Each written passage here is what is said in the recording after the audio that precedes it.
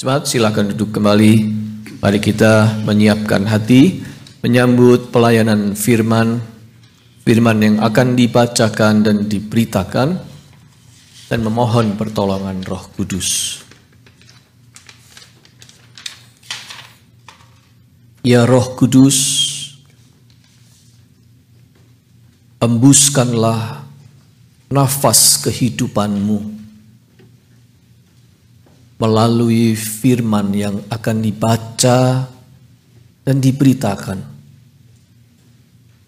supaya kami menghirupnya dan menjadi hidup karenanya.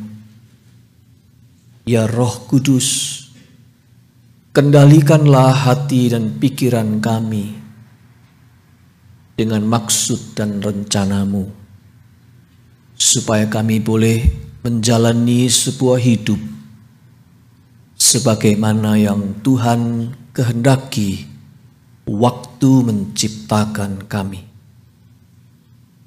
Kami datang dalam doa memohon pencerahan dan pertolongan-Mu, supaya kami dapat mengerti dan menaati firman-Mu. Dalam Kristus kami berdoa. Amin.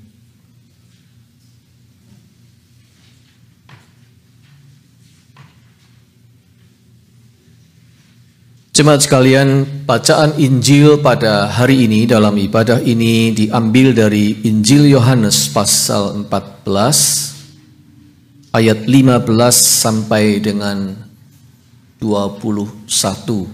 Mari saudara-saudara kita bangkit berdiri selama pembacaan Alkitab ini. Jikalau kamu mengasihi aku, kamu akan menuruti segala perintahku. Aku akan minta kepada Bapa, dan Ia akan memberikan kepadamu seorang penolong yang lain, supaya Ia menyertai kamu selama-lamanya, yaitu Roh kebenaran. Dunia tidak dapat menerima Dia, sebab dunia tidak melihat Dia dan tidak mengenal Dia. Tetapi kamu mengenal Dia, sebab Ia menyertai kamu dan akan diam di dalam kamu.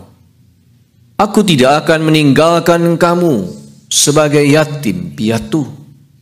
Aku datang kembali kepadamu. Tinggal sesaat lagi dan dunia tidak akan melihat aku lagi, tetapi kamu melihat aku, sebab aku hidup dan kamu pun akan hidup. Pada waktu itulah kamu akan tahu bahwa aku di dalam Bapa-Ku dan kamu di dalam aku dan aku di dalam kamu. Barang siapa memegang perintahku dan melakukannya, dialah yang mengasihi aku.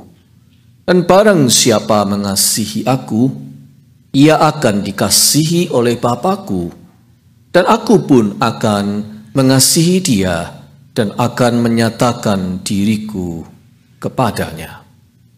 Demikianlah pembacaan Alkitab. Berbahagialah kita yang mendengar firman Allah dan memeliharanya. Haleluya.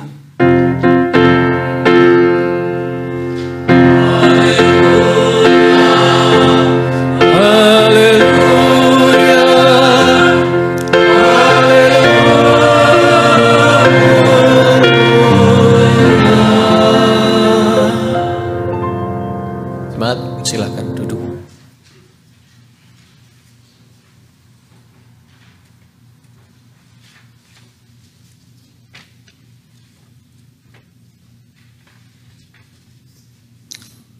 Dari bacaan tadi, saudara-saudara, perhatikanlah ayat 18. Aku tidak akan meninggalkan kamu sebagai yatim piatu. I will not leave you as orphans. Menurut terjemahan NIV.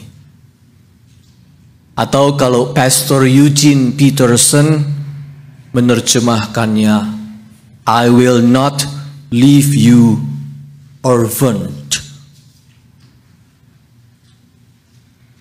Saudara, bagaimana rasanya being left orphaned, ditinggalkan sebagai yatim piatu itu? Bagaimana rasanya? Ada sebuah film yang bagus. Tokoh utamanya diperankan oleh Tom Hanks. Judulnya adalah A Man Called Otto, O-T-T-O. A Man Called Otto. Semenjak kematian istrinya, pria pensiunan bernama Otto Anderson ini tidak bisa move on. Dia tidak tahu lagi bagaimana harus melanjutkan hidupnya tanpa kehadiran istrinya. Dia kehilangan arah, disorientasi dialaminya. Maunya dia menutup diri dari sekeliling. Hatinya getir.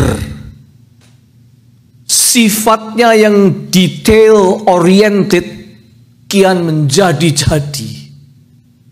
Di matanya semua orang gak ada benernya. Idiot semua bagi dia. Mulutnya ngomelin siapa saja yang ditemuinya. Dia menjadi so unfriendly. Semua orang notice itu. Perubahan besar sejak istrinya meninggal. Dan yang paling parah, dia sering pergi ke makam istrinya bicara sendiri dan bilang kepada istrinya bahwa dia akan segera menyusul. Dan memang nyata-nyata dia melakukan usaha bunuh diri yang fortunately gagal. Jadi usaha yang gagal, yang fortunately ya ini, usaha membunuh diri. Sampai ganti metode bunuh diri 4 kali, percobaannya gagal terus. Saudara sekalian, sosok dirinya ini adalah contoh nyata dari orang yang merasa ditinggalkan sebagai yatim piatu, feeling as orphans. Feeling lost, lonely, abandoned, isolated, empty. Bahkan bukan hanya isolated, tetapi desolated, desolated, devastated, remuk, hancur. Saudara sekalian, oh ini bukan hanya perasaan seorang anak yang literally kehilangan orang tuanya saja menjadi yatim piatu. Feeling as orphans ini bisa menjadi perasaan siapa saja. Kecil besar, tua muda, sehat atau sakit. Semua orang bisa mengalami feeling as orphans. Entah karena peristiwa kematian, perpisahan, ketertinggalan, atau sebuah kegagalan, pengkhianatan, penipuan, penyangkalan, pengabaian, bencana, tragedi, dan sebagainya. Siapa saja bisa mengalami perasaan ini dalam gradasi yang berbeda-beda. Dan perasaan ini, perasaan being left as orphans ini, menjadi concern-nya Tuhan. Itu sebabnya Yesus berkata, I will not leave you orphaned. Di sini saudara-saudara, Yohanes sedang memotret peristiwa percakapan perpisahan antara Yesus dengan murid-muridnya menjelang penyalibannya. Yohanes memaknainya dengan indah, lalu menyodorkannya kepada kita sebagai topik yang mengena pada siapa saja. Topik apa itu? Kalau Anda serius membaca Injil Yohanes dari permulaan sampai akhir diruntut dibaca, akan terasa ada pengulangan di sana sini. Ia seperti keep repeating topik-topik favoritnya. Dalam seluruh Injil Yohanes itu ada topik-topik yang terus-menerus diulang. Keep repeated. Di dalam narasinya itu, topik-topik itu dimunculkan, disentuh, dibicarakan berulang-ulang secara sirkuler atau dalam gerakan berputar begini. Again and again. Untuk apa itu ia lakukan? Mengulang-ulang topik-topik favorit itu. Anda tahu, kalau orang melap mobilnya atau sepatu dengan tujuan supaya bisa mengkilap, di-wax atau di-polish supaya look shiny, caranya ialah dengan melakukan gerakan sirkuler, bukan? Melingkar begini. Jadi ngelapnya itu yang dilakukan. Gerakan sirkuler itu melingkar begini, diulang-ulang, nanti kembali lagi ke sini, balik lagi ke sini. Tujuannya adalah supaya look shiny. Itulah yang dilakukan Yohanes di dalam narasinya. Dia berulang kali secara sirkuler mengupas sebuah topik supaya topik itu terlihat kian bersinar bagi kita yang membacanya. Nah, topik apakah di dalam Injilnya yang paling sering diputar ulang oleh Yohanes supaya tampil mengkilap itu? Jawabannya adalah kasih, love. Dan salah satu spot putaran itu adalah teks yang tadi kita baca. Di spot ini, di Yohanes 14 ini, dia seperti orang sedang melingkarkan ceritanya untuk membuat topik favoritnya muncul shiny, yaitu love, kasih. Yohanes hendak mengatakan, bagi Yesus kasih itu sebuah hubungan, interrelation, connectivity. Si A connect dengan si B dalam jalinan cinta kasih. Tanpa hubungan tidak mungkin ada kasih.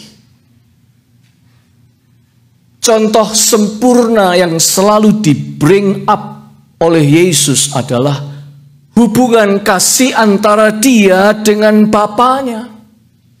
Antara Yesus dengan Bapanya itu ada suatu hubungan yang namanya hubungan kasih. Dari situ hubungan itu melebar menjadi hubungan kasih antara Yesus dengan para murid-muridnya. Dari kasih Yesus dengan Bapanya melebar menjadi kasih Yesus dengan murid-muridnya, dan kemudian melebar lagi menjadi hubungan kasih di antara murid satu dengan murid yang lainnya, di antara para murid itu. Kasih itu jalinan hubungan. Tidak ada kasih kalau tidak ada jalinan hubungan. Itulah yang disebut di dalam Yohanes 14 yang kita baca tadi, perintahku, my commands, my commandment. Jikalau kamu mengasihi aku, kamu akan menuruti segala perintahku. Ayat 15. Kemudian diulang lagi, barang siapa memegang perintahku dan melakukannya, dialah yang mengasihi aku. Ayat 21. Perintah, perintah, perintah ini diulang berkali-kali. Perintah apa? Nanti di pasal 13 kalau Anda baca, dan pasal 15 secara sirkuler diulang lagi. Perhatikan pasal 13 ayat 34. Aku memberikan perintah baru kepada kamu, yaitu supaya kamu saling mengasihi sama seperti aku telah mengasihi kamu.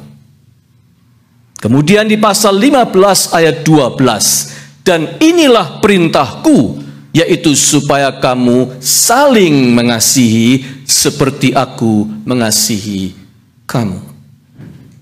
This is my command. Ini perintahku. Apa itu? Love one another the way I loved you. Itu yang disebut perintah. Perintah Tuhan itu adalah love one another. Love one another. Harus ada another. Di sini saudara kita bisa memberikan insight atau perspektif pada perasaan being left orphaned tadi. Perasaan ditinggalkan sebagai yatim piatu tadi. Perasaan yang memang tidak enak, perasaan yang buruk, menyedihkan, negatif. Tetapi sebenarnya perasaan ini juga sebuah reminder bagi kita. Ini positifnya. Perasaan ini punya sisi positif. Dia memberikan atau menjadi reminder bagi kita, mengingatkan kita bahwa kita ini tidak pernah bisa hidup sendirian. Kalau kita berada dalam kesendirian, jiwa kita ini pasti kosong. Kalau kita itu sendirian, kita akan merana. Kalau kita itu sendirian, kita akan meronta, berontak. Itu yang namanya feeling left as orphans. Seperti yang dialami Mr. Otto Anderson. Perasaan being left as orphans ini sebenarnya mengikis habis kesombongan kita yang seolah-olah bisa hidup sendiri tanpa kehadiran, tanpa bantuan orang lain. Saudara-saudara, being independent itu baik dan harus. Kita ini harus being independent. Itu harus. Tetapi tidak ada ceritanya kita ini bisa completely 100% independent. Gak mungkin. Setiap hal yang kita perlu kerjakan itu membutuhkan campur tangan dan koneksi dengan pihak lain. Semua. Baik secara langsung maupun tidak langsung. Orang lain itu kita butuhkan pada semua yang kita lakukan. Anda makan, Anda butuh kehadiran orang lain, campur tangan orang lain, hingga ada piring makan di depan Anda. Makanan yang ada di depan Anda ini punya riwayat, sejarah, cerita, bisa sampai di depan Anda itu perjalanannya panjang. Dan orang yang terlibat di dalamnya ada begitu banyak. Anda kerja, Anda butuh orang lain. Anda sekolah, Anda butuh orang lain. Even tidur pun Anda butuh orang lain. Saya pernah punya tetangga baru di sebelah rumah saya persis, yang begitu pindah rumah kontrak di rumah sebelah saya, dia pesta ria sampai pagi subuh. Akibatnya saya dan istri saya, mata kami begini, tidak bisa tidur. Jadi untuk tidur pun saya butuh pengertian orang lain. Ternyata ada orang yang tidak ngerti, orang yang tidak tahu diri di sebelah saya, itu sudah bisa membuat saya tidak bisa tidur. Dengan kata lain, kalau saya tidur, saya butuh pengertian orang lain. Tidur pun kita butuh orang lain.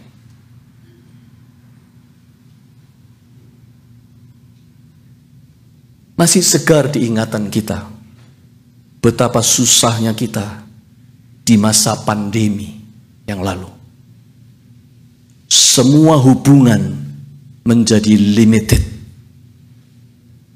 Orang memang takut mati pada masa itu. Tapi serentak orang juga takut pada kesendirian atau keterasingan.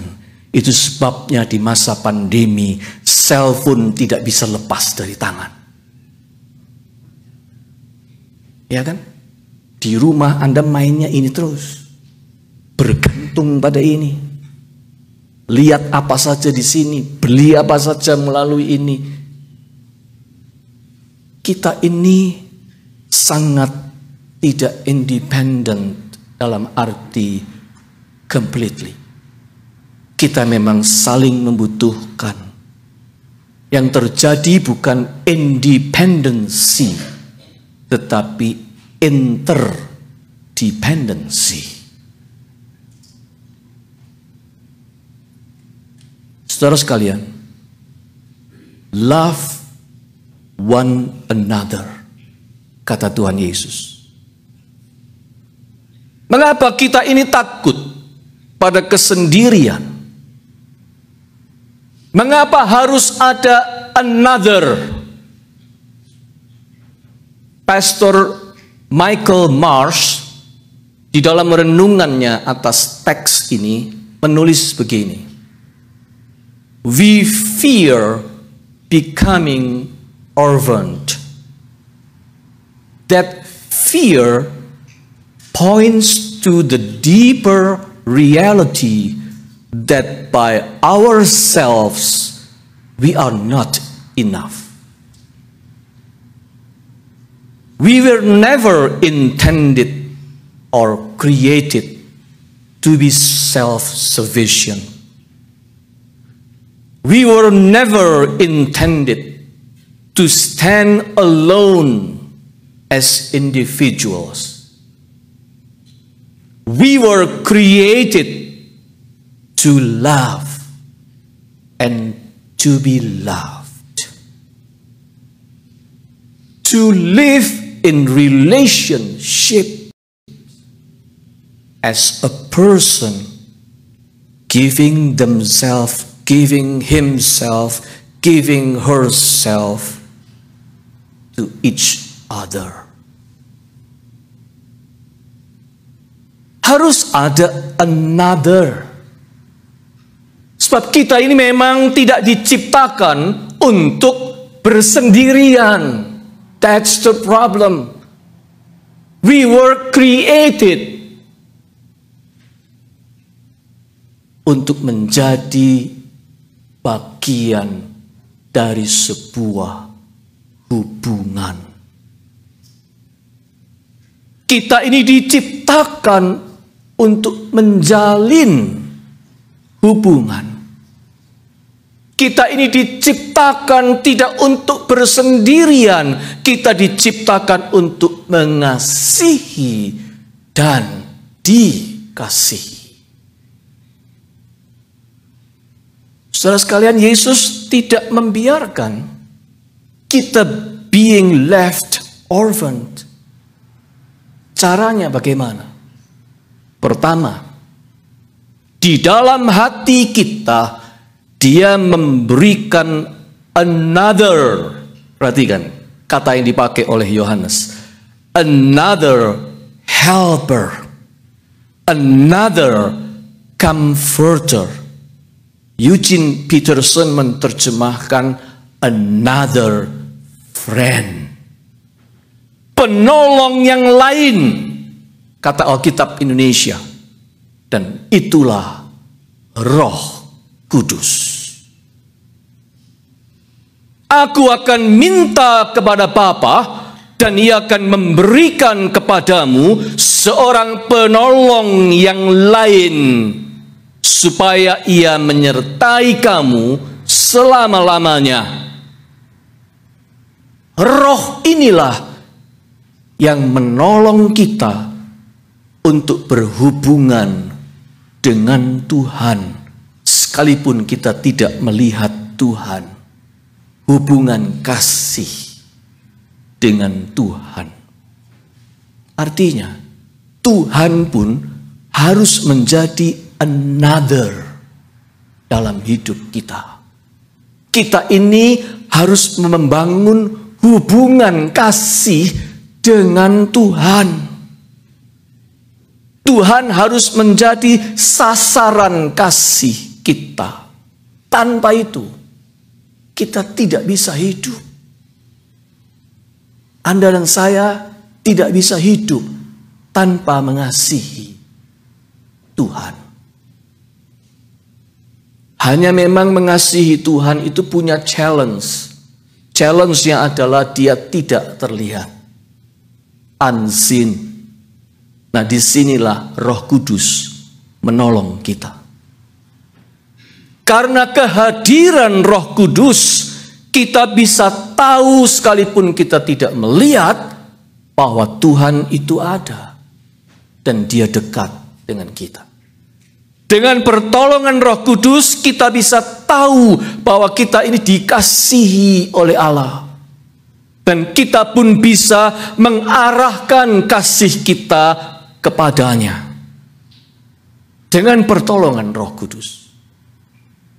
Anda berdoa, Anda bernyanyi, Anda beribadah, Anda mengucap syukur, Anda melayani Tuhan.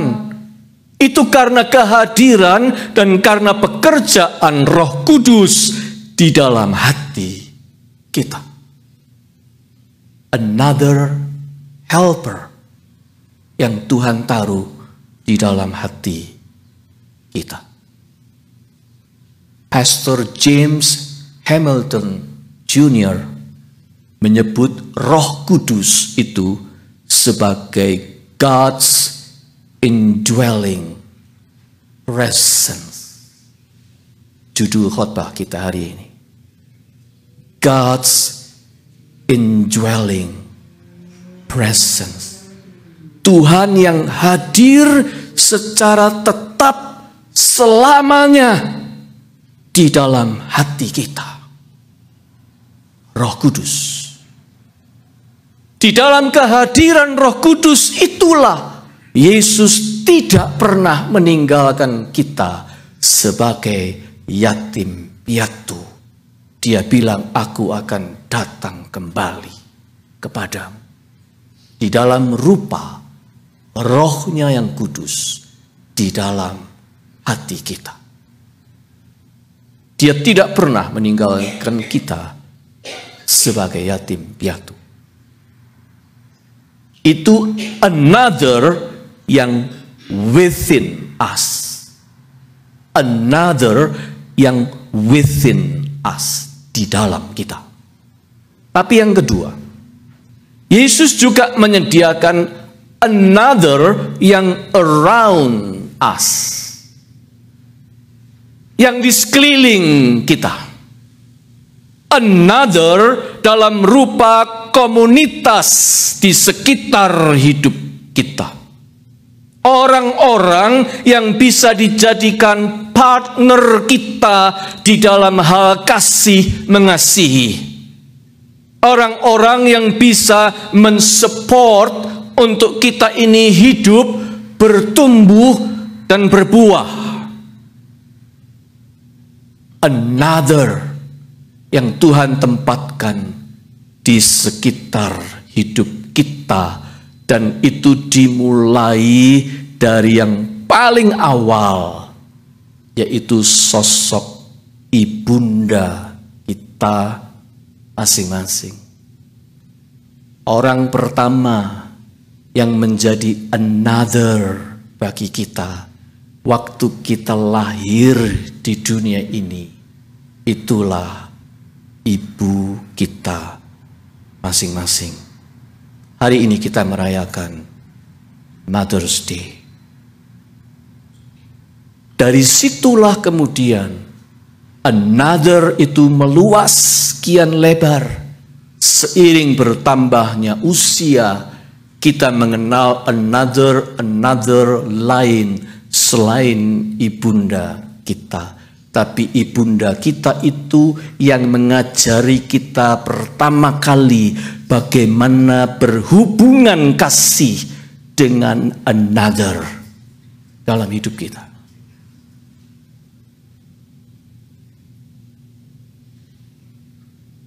Kembali kepada film tadi, Mr. Otto Anderson. Mr. Otto benar-benar tidak jadi bunuh diri akhirnya. Setelah gagal 4 kali, akhirnya dia tidak jadi bunuh diri. Sebab ada tetangga baru persis depan rumahnya yang membaca kekosongan hatinya dan dengan gigih terus berusaha membangun relasi dengannya walaupun diketusi pertama kali. Pertama kali sikapnya sangat unfriendly, tetapi tetangganya ini gak peduli, terus membangun hubungan melalui tindakan sederhana sehari-hari, menyapa dia dengan hangat, kirim makanan-makanan, pinjam alat ini, pinjam alat itu, sebentar-sebentar datang ke rumahnya, pinjam tangga, sebentar lagi pinjam alat peralatan ini, minta tolong diantarkan ke hospital, minta diajarin nyetir mobil, minta anak-anaknya disuruh bermain dengan dia, bahkan mereka dating keluar, anak-anaknya disuruh jaga, Mr. Otto jaga sampai malam dan seterusnya. Tanpa terasa, Mr. Otto merasa dirinya masih diperlukan. Hidupnya ternyata masih berguna. Perlahan demi perlahan hatinya yang dingin itu, karena merasa ditinggalkan sebagai yatim piatu itu, mulai dihangatkan, dinyalakan oleh api kasih sayang. Dan sekarang sasaran kasihnya yang tadinya hilang, istrinya sudah pergi, sasaran kasihnya tidak ada lagi digantikan. Tanpa sadar dia menjadikan keluarga tetangga depan rumah itu menjadi sasaran kasihnya. Dan dia merasa hidup kembali. Saudara sekalian, kita pun dalam hidup ini harus selalu find out ke arah mana, kepada siapa kita ini menyalurkan kasih sayang kita. Sebab kasih itu sebuah hubungan. Harus ada another dalam hidup Anda. Anda tidak mungkin bersendiri. Anda tidak mungkin survive secara independently. Itu tidak ada. Sebab Anda dan saya diciptakan Tuhan untuk berhubungan dengan orang yang lain. Anda dan saya diciptakan untuk mengasihi dan dikasihi. Oleh karena itu, harus selalu ada another one, another ones yang menjadi sasaran kasih kita. Dan selanjutnya, dari mereka kita juga bisa merasakan dikasihi. Sebab hanya di dalam hubungan kasih itulah Allah hadir. Allah menegaskan kepada kita janji yang diucapkan Yesus. Dengan kita hidup di dalam kasih, memiliki hubungan-hubungan kasih yang melebar, di tengah-tengahnya Allah hadir untuk menegaskan kepada kita apa yang dikatakan oleh Yesus. I will not leave you as orphans. Aku tidak akan meninggalkan kamu sebagai yatim piatu. Amin.